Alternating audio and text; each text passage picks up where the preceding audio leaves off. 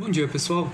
Neste vídeo de hoje eu vou apresentar para vocês já a segunda versão de um programinha que eu venho trabalhando e que vai ficar recebendo atualizações mensais, chamado SBIM, certo? Então a gente está na versão beta, versão 2.0 aí de maio, tá? Esse programa foi escrito totalmente no SMF, ele é voltado para estudantes, professores e engenheiros civis, tá? Com um pouquinho de foco ainda, mas na questão dos estudantes e dos professores, né? Para fornecer então uma ferramenta que vai dar para eles vai ser uma ferramenta para eles utilizarem durante todo o curso de Concreto Armado 1, certo? Então esse programa até o momento ele trabalha apenas com vigas biapoiadas, certo? E o cálculo é bastante interativo, a gente já vai entrar nisso, tá? Tem algumas novidades dessa versão em relação à versão 1.0, mas aí eu vou apresentando elas ao longo do vídeo, tá certo?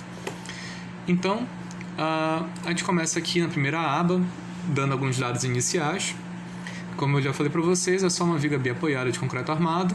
Então, digamos uma viguinha aí de largura 14, altura 45, um vão aí de 5,5 metros. Tá de 20 em 20 aqui, né? Então, de 5 metros, beleza? Ok, então aqui eu vou escolher a classe do concreto, né? Isso aí vai dar pra gente o nosso FCK, que depois vai ser calculado o FCD. A classe de agressividade ambiental a gente tem que definir logo, para poder a gente ter o cobrimento, né? O cobrimento da armadura, que a gente vai usar na questão do detalhamento, né? Para poder ver se a armadura, quais barras a gente pode adotar, né? Para a armadura necessária. Então vou botar aqui no CA2, né? Região urbana, que é o mais usual. Para o carregamento, essa versão 2.0 já traz muitas novidades. Para quem acompanhou lá a versão 1.0, a gente tem muitas novidades. A primeira delas é a possibilidade da gente seguir aquela nota da tabela 11.1 da NBR 6118, que dá para a gente a possibilidade de escolher o coeficiente para majoração das ações permanentes, 1,3 ou 1,4, né? Isso aqui é multiplicando o peso próprio da estrutura, tá? Então, vou deixar aqui 1,4 mesmo. O tipo de edificação, edifícios residenciais ou comerciais, escritórios e estações. Isso aqui segundo também a tabelinha lá da 6118, né? Então, por exemplo, eu vou botar aqui em edifícios comerciais, tá? Isso aqui a gente vai usar para as combinações de cálculo, tá? Dados de alvenaria. Aqui tá bacana, a gente vai escolher se a nossa viga suporta ou não uma parede. Se eu botar aqui não importa o que eu botar aqui embaixo, né, dos lados da parede, que não vai surtir efeito. Se eu botar aqui sim, eu tenho que definir a altura da parede, por exemplo, aqui 3,20 metros, né, pé direito bacana. E a constituição da parede já segue a nossa tabelinha 5.2 da nova NBR 6120 de 2019. Então aqui eu tenho várias possibilidades. Eu botei só o bloco cerâmico vazado, não botei bloco cerâmico maciço ou algo do gênero. Botei o cerâmico vazado. E aqui a gente tem todas aquelas opções da largura e da espessura do revestimento por face, né? Então a gente vai desde 6,5 centímetros até 19 centímetros, né? Um tijolo aí comum de lado, né? Então, o mais comum aqui na região é um bloco cerâmico vazado de 9 centímetros e 1 ou 2 centímetros de revestimento por face, né? Para ser um pouquinho a favor da segurança, eu vou botar 2 centímetros por face. Aí aqui também uma novidade bacana dessa versão. A viga sustenta painéis de laje? Sim ou não? Se eu botar não, nada do que eu botar aqui vai surtir efeito aqui no meu carregamento de cálculo. Se eu botar sim, então eu tenho que botar os dados das lajes que estão sendo suportadas por aquela viga, tá?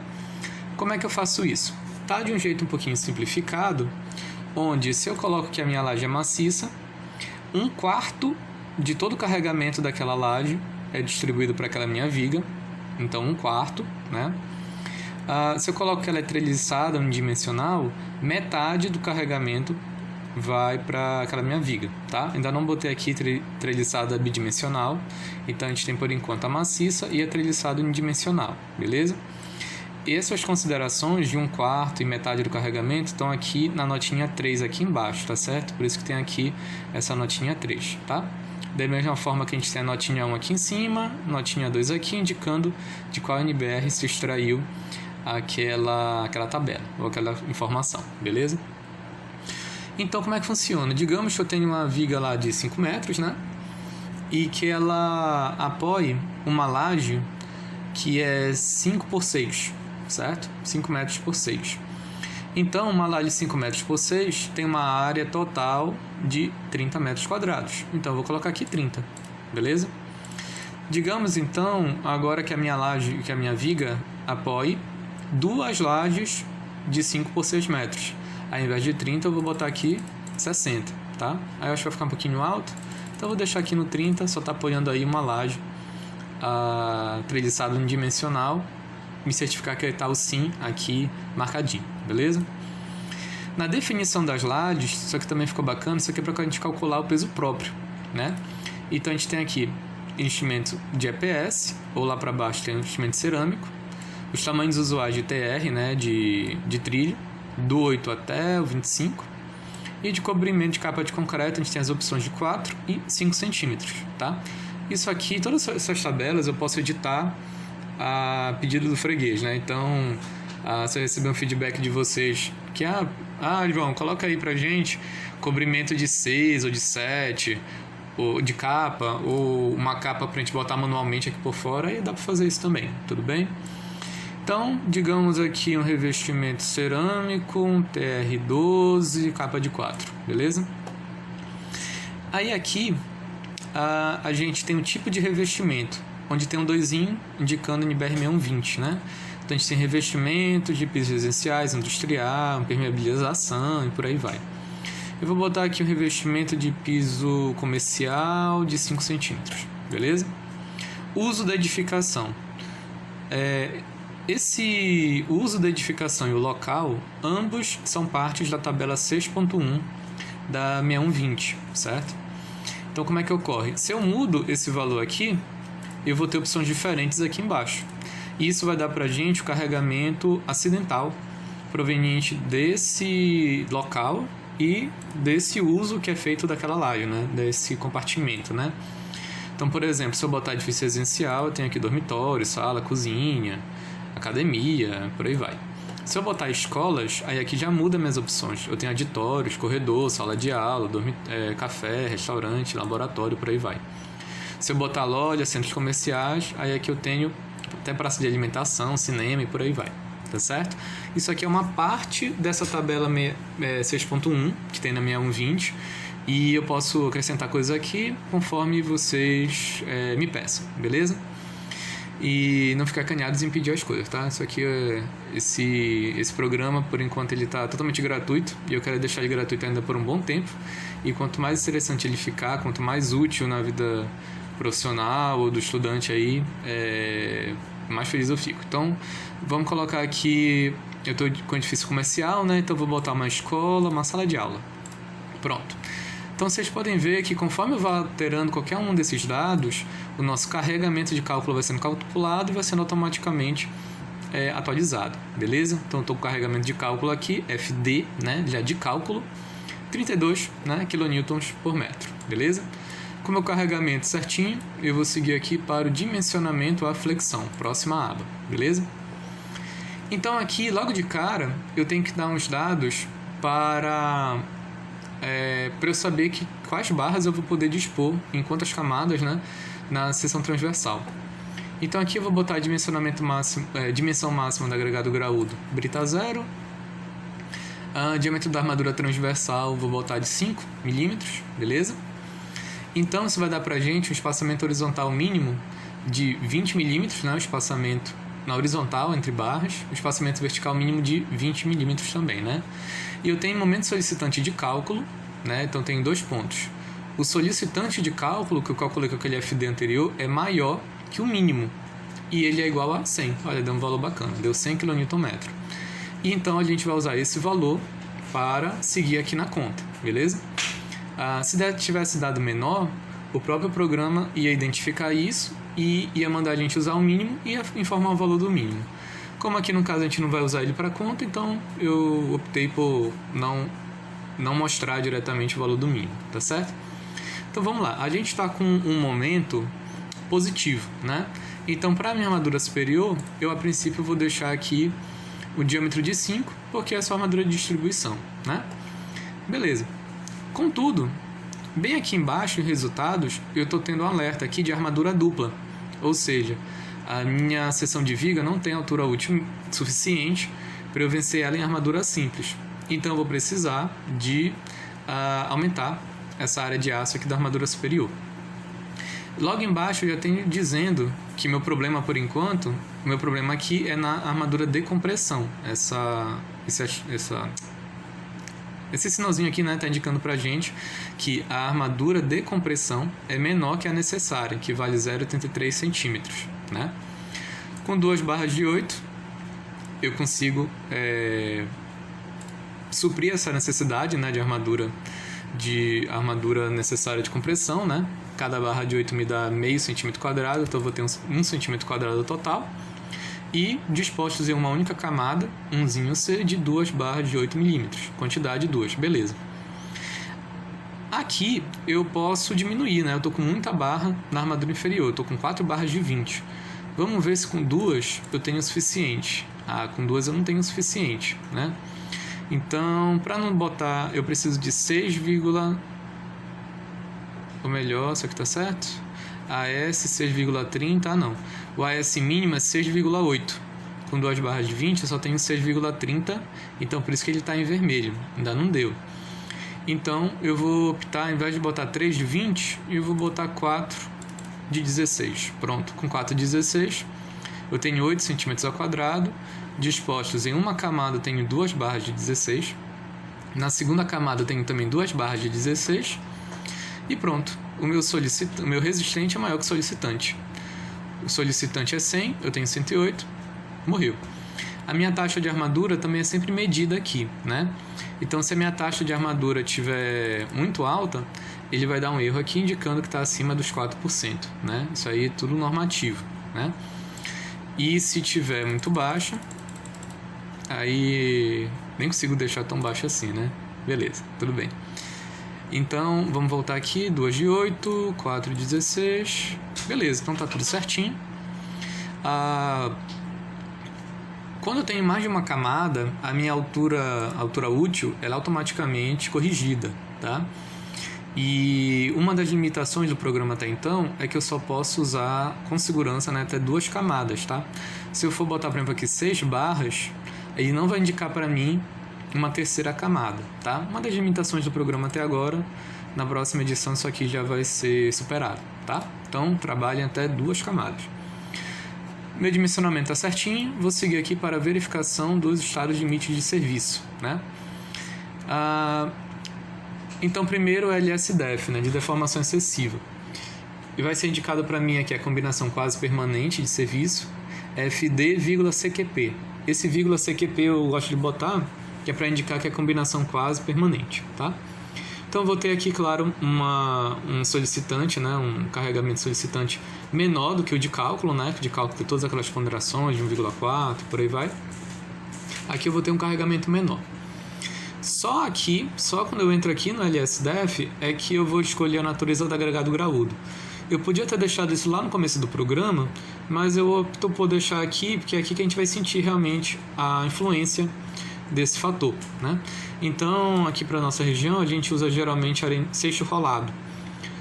E o seixo rolado, a região que eu estou falando é a região norte, tá? E aqui, por pesquisas da FPA, a gente sabe que o seixo rolado vai ter uma elasticidade ali próximo do arenito. Então, eu coloquei aqui arenito ou seixo rolado, tá? Se você for na norma, só tem lá arenito, não tem seixo rolado, mas aqui eu fiz essa edição. Bem aqui, a gente tem uma das características mais interessantes dessa segunda versão. A gente tem que informar os dias de concretagem até a desforma e o dia da concretagem, da concretagem até o erguimento da alvenaria, tá? Isso aqui é até o erguimento, a construção da alvenaria, tá? Então, por exemplo, digamos que eu tenha erguido a alvenaria ainda com a minha viga escorada, né? Aqui quando eu falo desforma, eu estou querendo dizer desforma e desescoramento. Então, a minha alvenaria foi erguida antes da desforma, tá? Ou do desescoramento. Então, quando eu calculo a flecha imediata, que é calculada nesse dia da desforma, no dia 30, ela vai estar computando o peso lá da alvenaria, né? Porque a alvenaria já existe lá. Então, quando eu for fazer... quando eu for calcular aqui a fluência, né, que é esse mês de referência, usualmente a gente deixa logo 70, né, o mês 70 para indicar então um tempo infinito, né? Então o nosso DataXi vai para 12, enfim, só que até o final da vida útil. Então eu vou ter aqui uma mensagem dizendo que a característica que a razão, né, de verificação é o dano a elemento não estrutural, porque lá atrás eu disse que eu tinha alvenaria. Se eu dissesse que eu não tinha alvenaria, eu nem ia usar o L por 500, eu ia estar usando o L por 250. Mas como eu botei que eu tenho alvenaria, eu vou estar usando o L por 500, que vale 1 centímetro, só que olha lá, eu estou com 3 centímetros. Como é que eu consigo salvar isso aqui sem mudar em nada a minha seção? Ora, a alvenaria, esse critério aqui, ele é avaliado para a flecha acumulada após a construção, o erguimento da parede.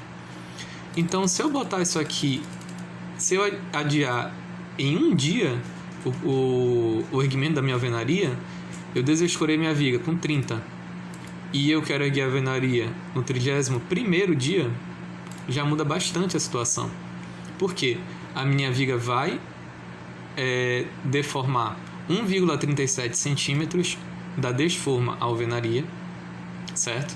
Então, como essa conta está sendo feita? Eu vou ter a flecha imediata, tá?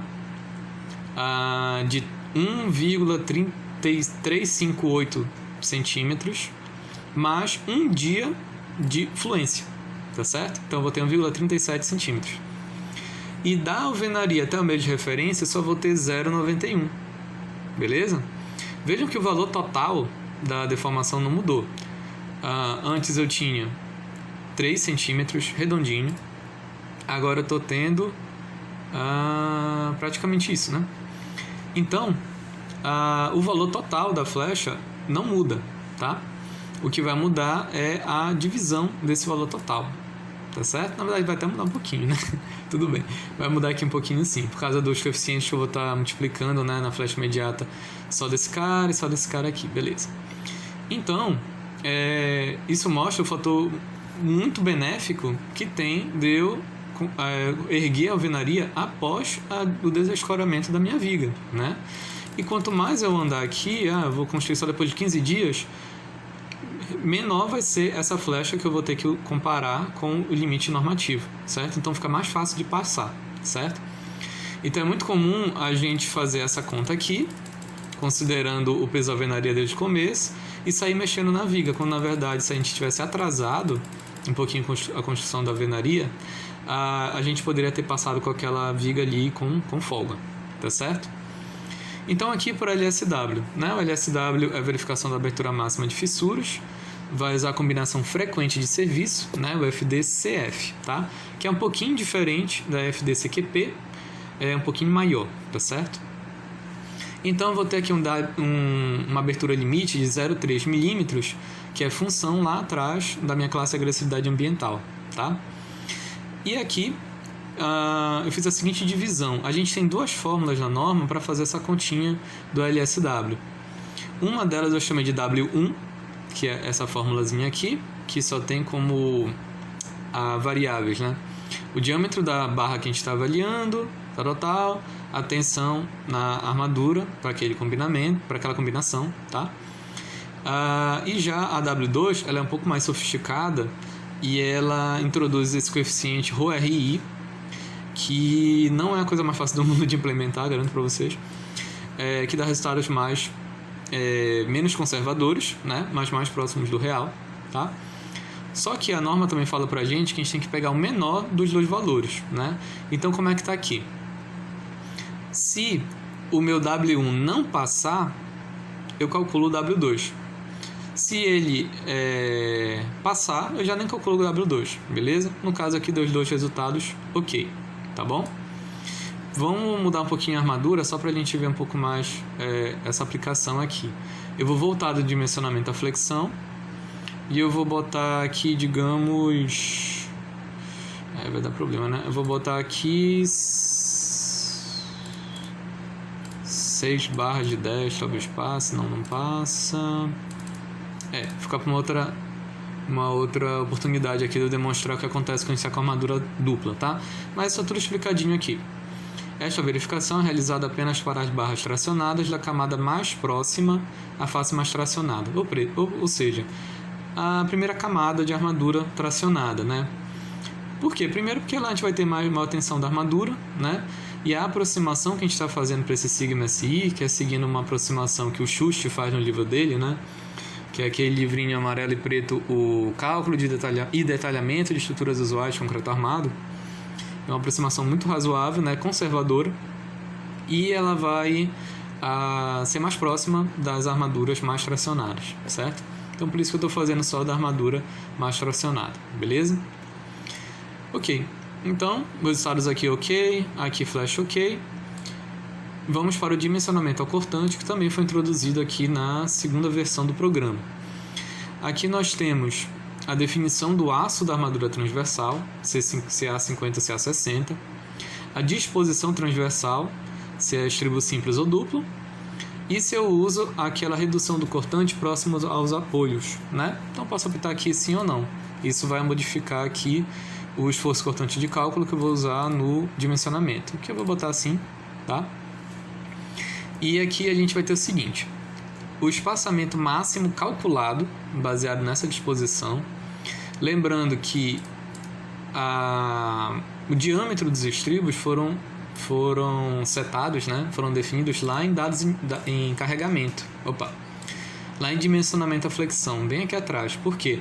Porque eu precisava desse dado logo no começo para poder fazer, ver se as minhas barras iam caber em uma camada, em 2 camadas, tá? Então, isso aqui fica um pouquinho longe, né? Eu sei, mas não teve como mudar isso.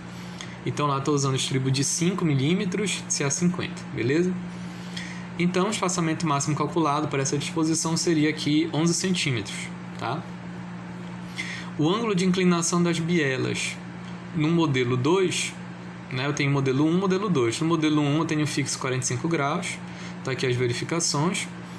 E para o modelo 2 eu posso alterar isso aqui. Conforme eu altero aqui a angulação, a gente vai ver se θ mudando aqui e os resultados mudando aqui automaticamente, né? Eu gosto de fazer com 30 porque é o que fica mais diferente do 45, né? Se eu levar isso aqui até 45, eu vou ter exatamente os mesmos valores do modelo 1 do modelo 2, né? Então eu gosto de deixar aqui no 30 que a gente vê mais esse contraste. Aí aqui eu vou ter o seguinte: o espaçamento máximo calculado deu 10,96 centímetros. E o espaçamento máximo normativo, que é baseado no valor de VRD2, na altura útil, deu 23. Então, no espaçamento adotado, que é o final, que é o que realmente eu vou usar, né? Tanto que eu botei serão usados, tal, com esse espaçamento aqui, eu coloquei aqui em múltiplos de 5 centímetros, né? Que é o que se usa. Pegando do menor entre esse valor que é o calculado e o normativo. Então, no caso aqui, eu só vou ter 2 opções, 5 ou 10. Calculo aqui a taxa e calculo aqui o número de estribos, 51 estribos, tá? Pela taxa, a gente pode ver que, olha, a nossa taxa deu o dobro da mínima necessária, que também é calculada, né? Que deu 0,14%. Então, pode ser o caso, por exemplo, da gente passar aqui para CA60, né? E não mudou aqui o nosso espaçamento. Vamos ver aqui atrás. Se mudando para 6.3 a gente vai complicar muito a vida aqui desse dimensionamento. Não complicou, né? Continuei aqui com 2 camadas. Então vou alterar aqui atrás, 6.3. Agora eu posso usar até 20 no CA60. Então vou botar aqui. Isso aqui vai mudando automaticamente. Eu posso usar aqui ou 15 ou 20. Então melhorou aqui um pouquinho. Vamos ver se com CA50 muda. Muda um pouquinho, mas também não ajuda muito. Então vou deixar aqui. Pronto. Então, eu no final das contas vou usar 26 estribos de 6,3 milímetros com um espaçamento entre eles de 20 centímetros. Beleza? Minha taxa aqui vai ficar em 0,22, que é o dobro da necessária, que era 0,11. Tá certo? Valeria a pena eu aumentar o diâmetro dos estribos? Não valeria mais, porque eu ia ter que usar o espaçamento máximo de qualquer forma de 23. Então, usando aqui até 20, já está ótimo. Beleza? Então é isso, gente. Fazendo aqui uma revisãozinha. Dados iniciais, indicando aqui a classe do concreto, classe de agressividade ambiental, carregamento, considerando essa simplificação aqui, se eu estou usando laje maciça ou laje tridimensional. Assim, se eu botar laje maciça, aí eu só escolho aqui a espessura da minha laje, tá? Na laje tridimensional, unidimensional, aí que eu vou ter maiores opções, dependendo aí o tamanho do trilho, altura do trilho e capa de concreto, tá? Aqui, dimensionamento da flexão. O que foi que mudou aqui? Beleza, mudou isso aqui porque eu mudei aqui o estribo, tá bom. Sim, eu acho que eu mudei uma coisa do carregamento, tudo bem. Então, aqui tá bastante interativo esse cálculo aqui. E eu tentei fazer algo um pouco diferente do que os programas dão pra gente, que em geral os programas dão pra gente sempre a menor área de armadura e já define a armadura pra gente, né?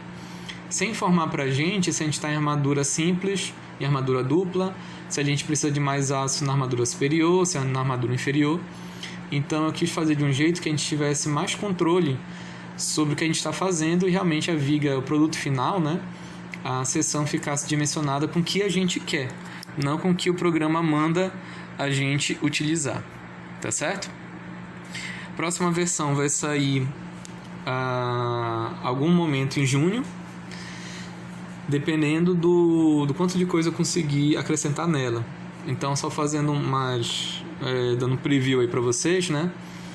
Desse início aqui, que está prometido para a próxima versão, eu estou conseguindo fazer o detalhamento ao longo da viga, né? A gente vai definir aí várias seções. A gente ainda vai estar, por enquanto, só com um tramo, né? Um vão, só que esse vão já vai poder ser engastado, apoiado, bi-engastado, apoiado, engastado, por aí vai. Provavelmente a gente já vai ter as seções T. A viga contínua ainda não prometo para vocês, mas no mais tardar em julho já vai estar chegando. E a gente vai começar a fazer uma interaçãozinha aí com Excel. Então a gente vai começar a mandar automaticamente esses dados por Excel e já gerar um relatório lá pelo Excel, tá certo? Aproveitando as capacidades do Excel para gerar gráficos, né, muito bem apresentáveis, né? Uma dos limitantes aqui desse programa, na verdade do próprio SMath, é justamente essa parte gráfica. Ainda está um pouquinho difícil de controlar como vai ficar a aparência do produto final. Mas com isso aí, eu estou mandando para o Excel, lá vai ficar bem mais fácil de trabalhar isso aí. E podem esperar aí muitas novidades, esse programa ainda vai crescer um bocado. E também eu quero em breve já disponibilizar para vocês um programinha para dimensionamento de vigas retangulares pré-tracionadas, tá certo? Então aí com cabos retos, com muitos detalhes quanto aos cálculos, né, os passos, o passo a passo do dimensionamento desses elementos estruturais. Tudo bem? Então, gente, é isso aí. Até a próxima.